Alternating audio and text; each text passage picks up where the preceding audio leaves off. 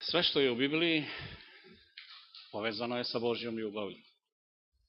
Ne može da bude drugačije. Pa tako i tema koju ćemo imati poslepodne je, naravno, nastavak nje. Ali ne u tom kontekstu, nego u kontekstu događaja koji je opisan u Svetom pismu i koji je pomalo taknut u našoj biblijskoj pouci od danas prepodne. Uzet ćemo onu Isusovu priču koju je evanđelista Luka zapisao u 10. poglavlju svog evanđelja,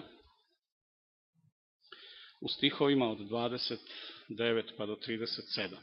Nama jako poznati stihovi, međutim verujem da ćemo sa ovim proučavanjem danas dobiti jedno novo svetlo, jer ćemo ga malko osvetliti sa nekih strana sa koje pretpostavljam da nismo još osvetljavali. Dakle, Lukino evanđelje 10. glava od 29. stiha. A on šćadijaše da se opravda, pa reče Isusu, a ko je bližnji moj? A Isus odgovarajući reče, jedan čovek silažaše iz Jerusalima u Jerihon, pa ga uhvatiše hajduci koji ga svukoše i izraniše, pa otidoše, ostavivši ga pola mrtva. A iznenada silažaše onim putem nekakav sveštenik i videvši ga prođe, a tako i Levit kad je bio na onome mestu pristupi i videvši ga prođe. A Samarijani nekakav prolazeći dođe nad njega i videvši ga sažali mu se i pristupivši zavi mu rane i zali uljem i vinom i posadivši ga na svoje kljuse dovede u gostionicu i ustade oko njega. I sutradan polazeći izvadi 2 groša te dade krčmaru i reče mu gledaj ga i što više potrošiš ja ću ti platiti kada se vrati. Šta misliš dakle? Koji od ove trojice bio bližnji onome što su ga bili uhvatili hajduci? A on reče, onaj koji se smilovao na njega.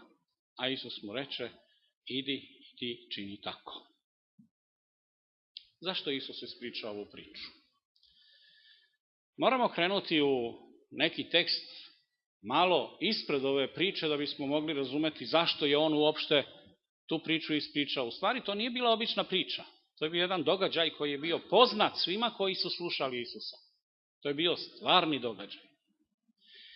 I on ga je pričao onako kako se desio, s tim što je naglasio poentu kojom je hteo da naglasi odgovor kojeg je tražio jedan njemu simpatičan mladić, kada je pitao Isusa, učitelju, šta ću činiti da dobijem život večni? Bio je to jedan od onih mladih pravnika koji su u jevrejskoj školi uskoro trebali da zauzmu mesto u velikom sinedrionu koji je upravljao jevrejskom državom. Isus mu je rekao na to pitanje šta treba da čini da dobije život večni, pa kako čitaš u zakonu, šta je napisano? Znate, kada Isus ovde spomenuo zakon, on nije mislio na ono što mi mislimo kada se spomene reč zakon. Kad se spomene reč zakon, mi uvek pomislimo na 10 zapovesti i to je to. Ali Isus nije mislio na 10 zapovesti. On je mislio na ono što inače Jevreji zovu zakonom. A to je u najužem smislu 5 knjiga Mojsijevih. Drugim rečima, on misli na sve one upute koje je Bog preko Mojsija dao svom narodu. Šta čitaš u zakonu? To čini i bit ćeš živ. A on odgovarajući reče, šta je čitao u zakonu? Ljubi Gospoda Boga svojega svim srcem svojim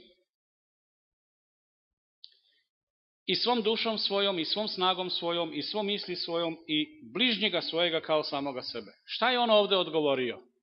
Je li citirao bilo koju od 10 zapovesti? Nije. On je citirao nešto što se nalazi zapisano u Mojsijevim knjigama, dakle u zakonu. A Isus mu reče, pravo si odgovorio, to čini i bit ćeš živ. Šta treba da radi? Da ljubi Boga celim srcem, celim bićem, svim umom svojim. I drugo, da ljubi bližnje kao samoga sebe. Je li to teško? Kako za koga? Onaj ko je Božji sin, njemu to nije teško. Onaj u kome živi Isus, njemu to nije teško. Za grešnika isto nije teško, nego je nemoguće. Ne da je teško, nego je nemoguće. Ako ne možete ljubiti, kako tu piše, bližnjega svojega kao samoga sebe, vi niste Hristovi sledbenici, vi niste Božja deca. Božja deca ljube kao što njihov otac ljubi. Mi se možemo zavaravati, ali ovo je istina koja treba da nas pecne, ako treba da nas pecne. Ta istina je pecnula i ovoga mladog zakonika. I onda je postavio Isusu pitanje, a ko je moj bližnji? Ja mislim da ga je u tom trenutku Isus pogledao onako kao nekog i odmerio ga od glave do pete. A ti si učitelj Izraeljev. I sada ja treba da ti odgovorim na to pitanje. Ti ne znaš ko je tvoj bližnji, ali dobro. Uzet će za primer, nisu oni bili sami, bilo je oko njih još slušalaca. Uzet će za primer događaj koji je bio za njih poznat, jer se nedavno odigrao tamo, o kojem sada Isus ovde priča. Naravno da je ovde reč o jednom Jevrejinu koji je išao na putu između Jerihona i Jerusalima. Pa negde, ja ne znam da li je to tačno na sredini puta, mislim da je bliže Jerusalimu, gde danas kada odete postoji jedno mesto koje se zove Gostionica milostivog Samarijanina. Baš tako piše. Tamo je u toj pustinji judejskoj sačinjena jedna gostionica u čijem dvorištu ima onih starih, stvarno starih ostataka nekih zidina za koje se može kazati da je tu nekad stvarno bila gostionica. A krajolik kojeg možete da vidite gotovo je onakav kakvog ga je Ellen White opisala u svojoj knjizi Hristove priče. I kad uđete u tu gostionicu, šta u gostionici možete da nađete? Piće, je li tako? Kad sam ušao u tu gostionicu, interesantno, na jednom rafu sam našao unučiće. Ako znate šta su unučići. Molim?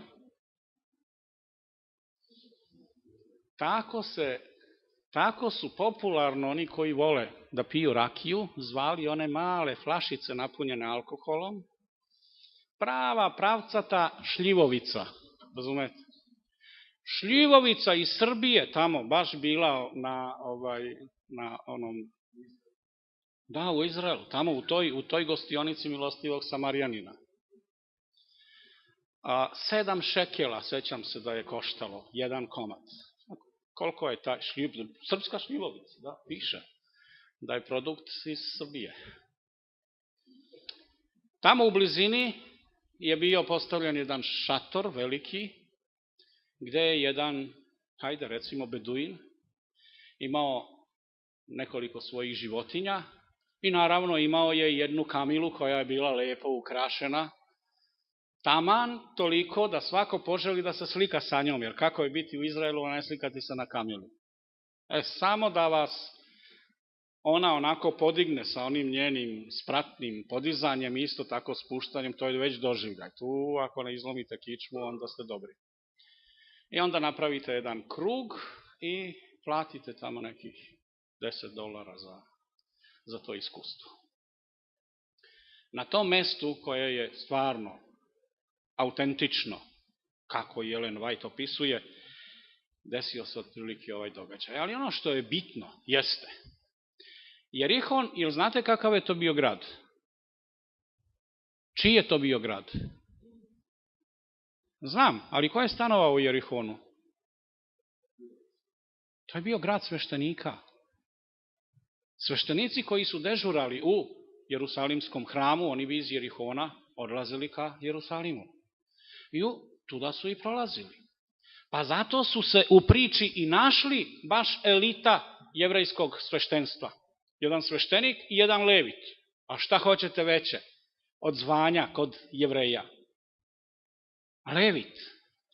Samo iz njihovog plemena mogao je da bude neki biran kao prvosveštenik i sveštenici su mogli da budu samo leviti.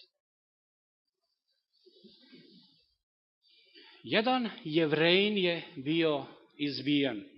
Tamo ima fantastičnih mesta za razbojnike koji se onako sa njihovim kamilama, ili ne znam ja, da su imali konje u to vreme, ili peške jednostavno mogu stuštiti kad naprave zasedu za neke prolaznike koji su tamo prolazili i za čas posla nekoga orobiti, a ovoga čoveka ne samo da su orobili, nego su ga i gotovo na smrt istukli. Ostao je da leži tamo na suncu. Tamo su užasne vrućine. Kad odete u Izrael, u maju, lubenice su već zrele. Prva žetva je odrađena. Naranđe su već žute. Tamo imaju 3 žetve u toku jedne godine. I to je jedino mesto, u stvari jedino vreme kada, možete da kažete, to je krajnje vreme kad se vredi u Izraelu naći. Jer ako se nađete u junu, u julu, u avgustu, onda su tamo takve vrućine da bolje ni nemojte izlaziti napolje. I na takvom suncu ovaj izbijeni Jevrejin je ležao. Probajte vi da ležite tako na kamenjaru gde nemate nikakve senke, samo 5 minuta. Ovako zdravi. Probajte da ležite pola sata. Probajte da ležite sat vremena. Kako biste prošli? A ovaj je bio sav izranavljen. Krv je bila po njemu. Nije mu bilo svejedno. Nije mogao sam ni da se pomeri, ni da se skloni. Ništa nije mogao za sebe učiniti. Bio je toliko izmučen i takvog izgleda, kada je sveštenik došao i pogledao na njega, on je napravio jedan krug oko njega i usmerio se dalje prema Jerusalimu. Znate zašto? Zato što je išao da obavlja svoju službu. A ako bi jevrejski sveštenik dotakao mrtvaca, kojim slučajem on bi bio nečist, nedostojan da vrši službu, on bi morao onda da se ceremonijalno očisti. Zbog toga nije hteo ni da njegova senka padne na, kako je on mislio, mrtvaca, jer bi čak i onda bio nečist. Zamislite. I samo je otišao. Levit isto tako. Otišao je dalje. Dakle, Isus odgovara na pitanje ko je moj bližnji i priča ovu priču. Ako neko od Izraelaca treba da učini neko dobro delo, pa to ne treba da bude učitelj. A ko su njihovi učitelji? Pa upravo leviti i sveštenici. Ako oni nisu primer, pa ko će onda drugi da učini? Slušali su ovo i običan narod koji baš u nekim momentima i nije baš voleo te sveštenike. I sada su mislili kako će Isus u priču, jer on nije završio priču, uvesti nekog običnog seljaka, radnika, običnog vernika, običnog Jevrejina. Kako će se on sažaliti nad svojim bratom Jevrejinom koji tamo leži. Međutim, Isus ih šokira. Uvodi ih u šok time što u priču uvodi ne Jevrejina, nego Samarijanina. Kad je on spomenuo Samarijanina, ja mislim da su oni razlogačili oči i da više nisu imali ni reči šta da ga pitaju. Znate zašto? Samarijani i Izraelci, oni su se tako voleli kao što se vole pas i mačka. Kao što se vole ono kad zarate neke zemlje, pa dojučerašnja braća ili komšije, kad više ne mogu da se vide. I on zbog toga kaže, a Samarijanin nekakav, znate ono, nekakav, to vam je već ni podaštavanje jedne nacije, jednog naroda. On je došao, sišao sa svog magarca, hteo je da vidi šta se dešava sa njim. Možda je mrtava, možda nije. Ako nije, hajde da mu pomognem. Ako jeste, hajde da uradim ono što bi kao čovek trebalo da uradim. I kada je video da on ipak diše, uradio je kako je u priči opisano. Zalio mu ulje, oprao rane, zalio uljem, sigurno sa nečim malo zavio, posadio ga na svoje kljusa i on ga lepo peške odvezao do svojim hitnim kolima do gostionice milostivog Samarijanina. I onda je rekao gostioničaru, sutradan, znači on je bdio nad njim celo vreme, a sutradan kad je trebalo da krene na svoj put, na svoje obaveze, gostioničaru je unapred dao novca da ga gleda kao svog rođenog brata. Pazite, to jedan Samarijanin radi. Da možemo sada shvatiti tu Isusovu ilustraciju, taj događaj, tu priču, ja vam moram kazati nešto o tim Samarijanima. Ko su u stvari Samarijani? I dan danas imate potomke Samarijana u Izraelu. Samarija je glavni grad Severnog Izraelskog carstva. Znate da su u jedno vreme, kada se Izrael podelio na Severno carstvo i Južno Judino carstvo, imali svoje bogosluženja, imali svoje glavne gradove, međusobno se nisu baš puno mešali. Samariju je utemeljio car Omrije ili Omri, što možemo čitati u prvoj Carevima u 16. glavi u 24. stihu, a izgradio ga je njegov sin Ahav, koji je podigao i hram posvećen Valu. Sad, tu već imamo jedan problem. Izraelski car posvećuje jedan hram neznabožačkom caru, prkoseći i izazivajući Boga. To je ono što je Bog mrzeo kod svog naroda, tu praksu. To je bila njihova duhovna preljuba. Oni nisu obožavali pravog Boga, nego neznabožačkog Boga. Taj hram će kasnije razoriti severnoizraelski car Jehu, ali će, kako Osija u 8. glavi u 5. stihu piše, u svetilištu ostaviti tele, ikonu teleta. Ne ikonu, nego kip teleta. To tele je predstavljalo božanstvo, opet posvećeno nekom neznabožačkom Bogu. I opet je to bilo, kako u Bibliji piše, da time me draže, kad Bog govori o toj praksi. Inače, Samarija leži na zapadnoj obali Jordana, a to je područje koje je okupirala izraelska vojska kada su imali rat sa Palestincima 67. godine. A još 722. godine pre Hrista celo područje je dobilo ime Samarija upravo po tom gradu, Samariji. Jel se sećate da se spominje i Samarijanka, ne samo nekakav Samarijanin u ovoj Isusovoj priči. A i još neka podsjećanja ćemo spomenuti. Asirci su te godine uspeli zauzeti grad Samariju i jedan veliki deo starosedelaca su odveli u izgnanstvo.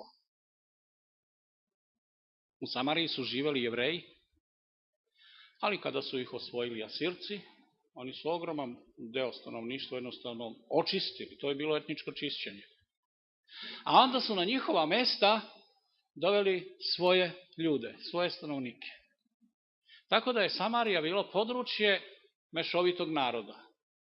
I vremenom narod se počeo mešati ženidbeno udadbim vezama, Jevreji sa Samarijanima. Tako su oni postali nečisti Jevreji. I oni čisti Jevreji nisu ih prihvatali kao svoju braću, jer su svoju krv uprljali sa neznabožačkom krvlju, kako oni to smatraju kada se vežu jevrejska populacija sa nekim nejevrejskim narodom. Znate da je u Bibliji bilo strogo zabranjeno da se Jevreji žene ili udaju za nejevreje. Samarijani su poštovali Jahvea, zato što su jednim delom oni bili naslednici prave jevrejske loze. Ali su poštovali i druge bogove, što nam govori 2. Carevima 17. glava. Znači, oni su bili poštovaoci i pravog Boga i onih drugih izmišljenih bogova. Možda nisu bili načisto koga treba zapravo slaviti, pa ajde, ako kojim slučajem pogreše u jednom, pa ako služe i onom drugom, pa sad neko će im se smilovati, razumete? To je bilo ono, kao što sada, recimo, ima neka država tu na Balkanu koja hoće i sa zapadom i sa istokom. Nakon povratka iz izgnanstva, Samarijanima više nije bio dozvoljen pristup Jerusalimskom hramu. Oni nisu smeli više ni da uđu u područje hrama. Danas u Izraelu, u stvari u Jerusalimu, tamo gde se nalazi ona zlatna kupola, to znate tu sliku panorama Jerusalimu, uglavnom dominira ta zlatna kupola. Pored te zlatne kupole nalazi se džamija sa crnom kupolom. Zlatna kupola nije džamija, to je samo kupola nad stenom. To je za muslimane jako sveto mesto. Broj 3 sveto mesto. Posle Meke i Medine, Jerusalim je za muslimane na 3. mestu sveto mesto.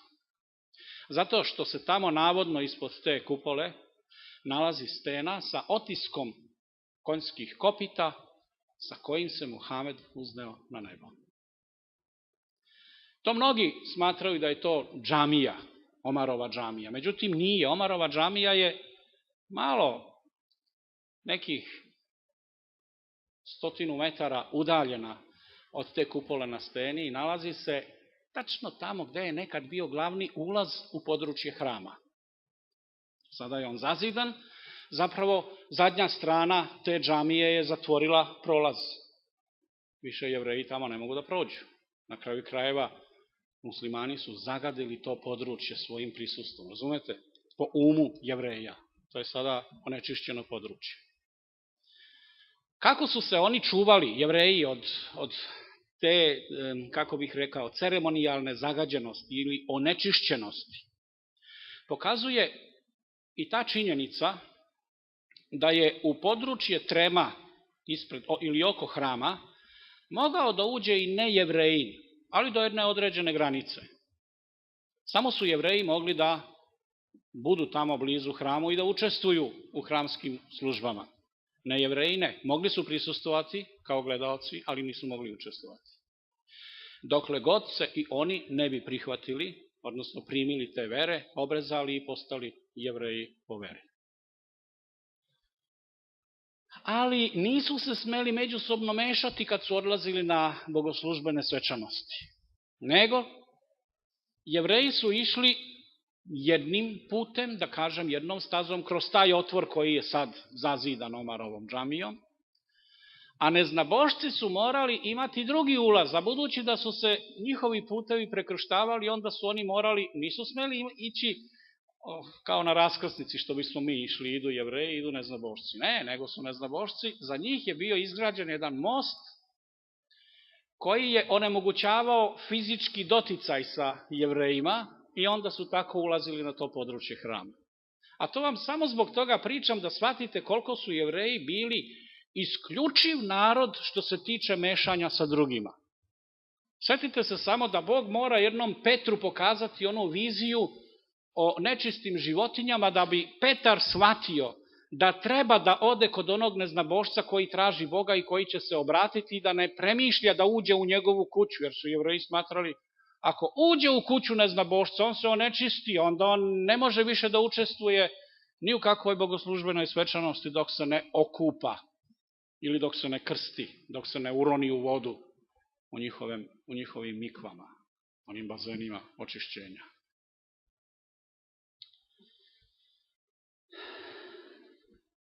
A Samarijani, koji su inače bili nečist narod, zato što nisu imali čistu 100% jevrejsku krv, nego izmešanu, oni su bili polujevreji, polu neznabošci, više im nije bilo dozvoljeno da uđu u taj hramski prostor. Šta onda oni koji su hteli među njima da služe Jehovi, šta su mogli da rade? Da sagrade sebi drugi hram. I sagradili su ga. Na jednoj gori koja se nalazi u blizini onog Jakovljevog studenca gde je Isus sreo jednu ženu, Samarijanku. A sa tog Jakovljevog studenca možete da vidite u stvari dve gore. Goru prokletstva i goru blagoslova. To se nalazi u Sihemu.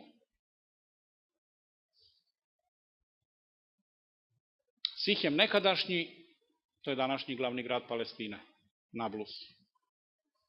Tamo gde se nalazi Jakovljev studenac i gde je Isus sreo Samarijanku, možete otići i danas ćete vidjeti jedan prastari studenac, stvarno, možda i potiče iz tog vremena, možda je to baš pravi Jakovljev studenac. Po onome kako govore, jeste, vredi pogledati. Jevreji su, u stvari, Samarijani su morali izgraditi taj drugi hram. Jer se sećate Samarijanke koja pita Isusa, vidim da si prorok, drugim rečima, vidim da si od Boga, da si produhovljen, vidim da mogu od tebe da dobijem određenu informaciju. Reci mi, šta je ispravno? Vi učite, vi ste Jevreji, vi učite da se u Jerusalimu treba moliti Bogu ili obožavati Boga. A naš narod kaže da se treba moliti Bogu ili obožavati na ovome hramu. A odatle, sa Jakovljevog studenca, vi praktično vidite tu goru Garizim, da, gora blagoslova. Inače, ona je zelena, a ona gora prokletstva sa desne strane, ona je sva gola, pusta, nemate zelenila nikakvog. A znate, kada su prelazili Jerihon, ulazili u obećanu zemlju, da su onda sveštenici i sa jednog i sa drugog brda vikali ili čitali narodu Božje reči. Sa jednog su brda čitali reči blagoslova, ako budu slušali Boga u svemu i služili mu onako kako je bilo propisano, a sa gore prokletstva izricali su prokletstvo ako ne bi išli tim putem. Zato su se te dve gore i nazvale po tom događaju, gora blagoslova i gora prokletstva. To svetilište na gori Garizimu kod Sihema 107. godine izgradili su pre Hrista, međutim njega je razorio Hirkan, prvi Hasmonejac, ali brdo Garizim je i dalje ostalo sveto mesto za Jevreje, u stvari za Samarijane. Jaz između Jevreja i Samarijana je prerastao u otvorenu mržnju i neprijateljstvo. Mi to možemo da shvatimo kako to može biti, jer smo na našim prostorima nekadašnje Jugoslavije videli strahovitu mržnju koja je dovela do prolivanja jako puno krvi. I oni koji su nekada poticali od istog porekla, od istog pretka, toliko su se međusobno mrzeli da su ubijali jedne druge. Oni čiji su preci sa istim prezimenima, a sada su sa drugačijim prezimenima, jednostavno ne prihvataju više da su istog roda. Oni su bili u strahovitom neprijateljstvu. Tako su isto i Samarijani sa Jevrejima. Istoričar Polibije piše da je u italijanskim gostionicama svog vremena, negde oko 150. godine pre Hrista, cena noćenja bila 1,32 denara, što znači da je Samarijanin, kad je dao 2 dinara ili denara, gostioničaru zbrinuo svog pacijenta za koje vreme? Za 2 meseca. Sve troškove platio mu je za 2 meseca unapred. Ali i to, rekao sam, već nije bilo sve. Rekao je, ako potrošiš i nešto više, sve ću ti nadoknaditi. Kada je ispričao ovu priču, šta je Samarijanin uradio sa ovim Jevrejinom, sad Isus postavlja pitanje ovom mladiću. Sada ti kaži, ko je tvoj bližnji? Nije mu postavio baš tako pitanje. Ako bi ja vama postavio pitanje, ko je naš bližnji, šta biste vi kazali?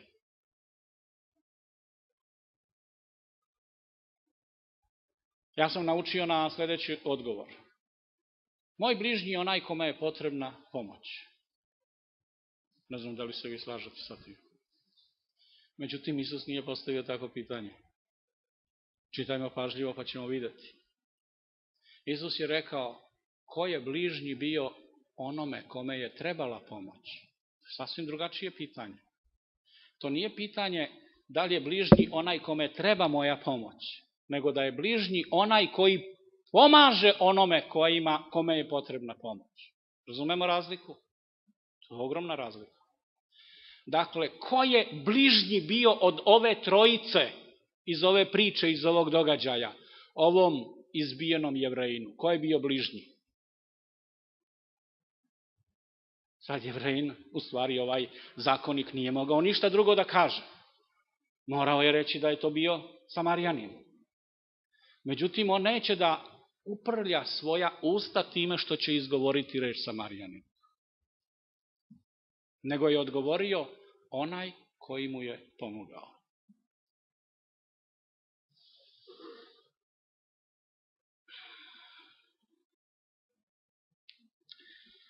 Hajde da vidimo samo još par detaljčića vezano za odnose između Jevreja i Samarijana. U ono vreme. Luka u 9. glavi spominje jedan događaj u 51. stihu i dalje.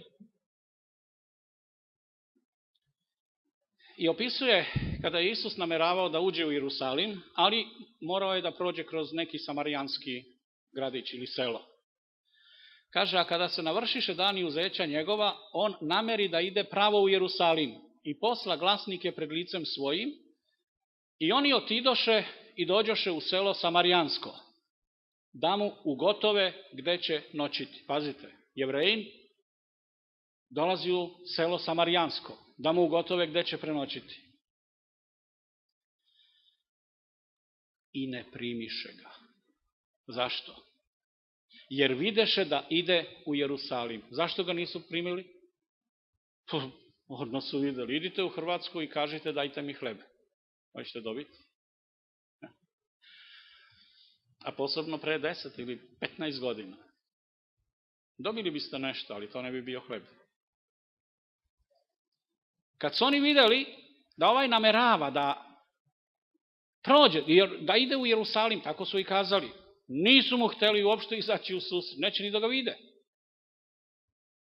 A kad videše učenici njegovi, Jakov i Jovan, rekoše, pogledajte koliko ljubavi postoji sada u ova dva učenika Isusova. Jovan, to je najljubazniji učenik Isusov.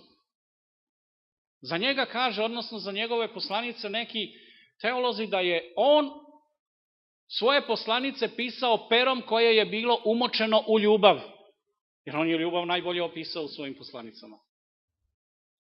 Taj, dakle, ljubazni Isusov učenik zajedno sa Jakovom rekoše, Gospode, hoćeš li da rečemo da oganj siđe s neba i da ih istrebi kao Ilija što učini? Zašto? Zato što nisu primili Isusa. Oni su ga omalovažili, oni su ga osramotili. A pogledajte šta ova ljubav radi. Koliko su oni to već vreme provodili sa Isusom da su naučili šta znači ljubiti svoje bližnje. Zato što su te tako ponizili, hajde da kažemo neka ih grom spali. Jeste vi nekome tako nešto slično poželili? Nekad u životu. Dakle, ovaj detaljčić pokazuje kakav je odnos bio između njih. A Isus odgovara ovim svojim učenicima, tom ljubaznom Jovanu između ostalog, i zapreti im i reče, pa vi ne znate kakvog ste duha. Pa nema ništa božansko u vama. Jer sin čovečiji nije došao da pogubi duše čovečije, nego da sačuva, i otidoše u drugo selo. A ovdje se pokazuje, čujte, između čak Isusovih učenika Jevreja i Samarijana kakav je odnos. A pogledajte sada u Jovanovom evanđelju jedan detaljčić u 8. glavi, u 48. stihu. Kada se svađaju dva čoveka ili dve žene, ili čovek i žena, ne znam da li se oni baš dugo svađaju. Ali kada se svađaju dve osobe i kada hoće jedna drugu da uvrede, onda pokušavaju da nađu najteži izraz koji bi najdublje pogodio da bi uvredio onu suprotnu osobu. Ja ne znam kakvi se izrazi ovde koriste, ali Sotona, ti si Sotona. Neko bi kazao konju jedan, a ti si jedan običan vo, razumete. Ja još nisam vidio toliko puno volova i konja koji voze automobile po Novom Sadu. Ali kad uđete u automobile, onda ćete vidjeti da šoferi prepoznaju koji su konji i volovi i samo kažu gle ovoga konja.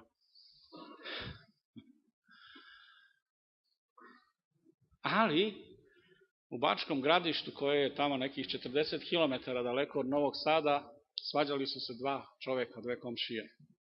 I hteli su jedan drugoga da uvrede. Tražili su najteže reči koji će im probosti srce. Pa između ostalo, kad su izređali već celu lepezu tih ubojitih reči, onda jedan drugome kaže, ma ti si jedan običan konj. A ovaj drugi njemu kaže, a ti si traktor.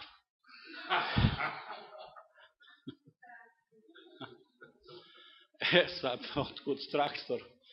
Pa kaže, zašto traktor? Pa zato što u njemu ima 55 konja.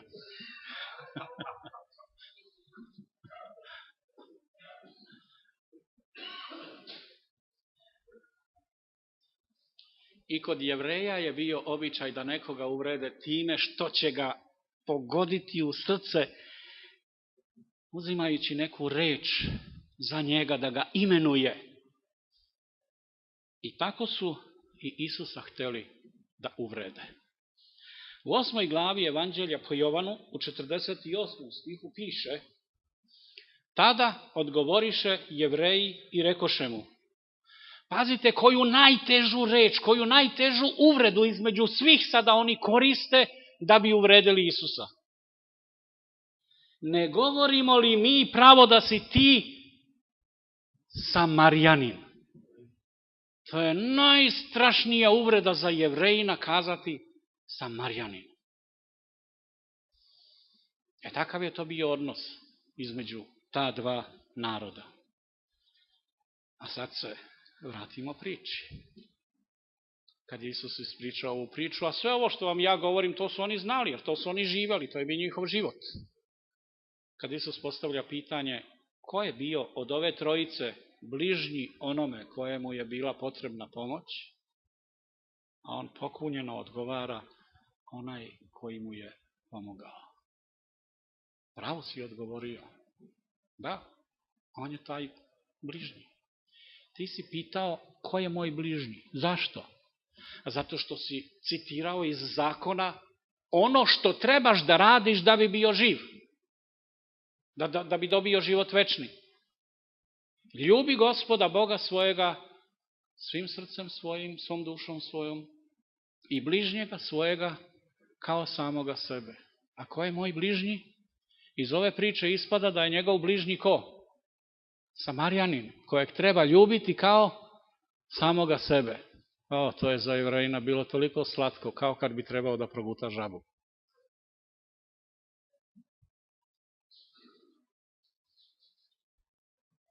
Ljubiti i onoga koga je teško ljubiti. To je nemoguće. Ali Bogu je moguće. Zašto? Zato što je on ljubav. On ljubi sve. Bog ljubi i svoje neprijatelje. Jedno vreme tamo u Čuruškoj crkvi u Vojvodini povela se polemika da li Bog toliko voli da ljubi i đavola, da voli i đavola. Jer voli đavola ili ne voli đavola? To je ceo rat nastao tamo u crkvi. Podela između onih koji navijaju za ideju da Bog ne voli đavola i da Bog voli đavola. Sad, jel ga voli ili ne voli? Jedna je stvar šta će biti sa njim, a drugo je pitanje da li ga voli ili ga ne voli. Šta ćeš činiti da dobiješ život večni? Da budeš ispunjen ljubavlju kao što je Bog ljubav. I da tu ljubav ne zaključaš u sebe i zamandališ sa 7 katanaca i ključ baciš. Šta tu prolazi, vardar? Da ga više niko ne nađe. Ne, nego tu ljubav trebaš deliti drugima. Drugi moraju da osete tu ljubav. Pa makar za tebe, Jevrejine, to bio i Samarijanin. A vi ovde, svako od vas ima svog Samarijanina. Ali ste ga dužni ljubiti ako hoćete da budete deca Božja. Budite i ljubite.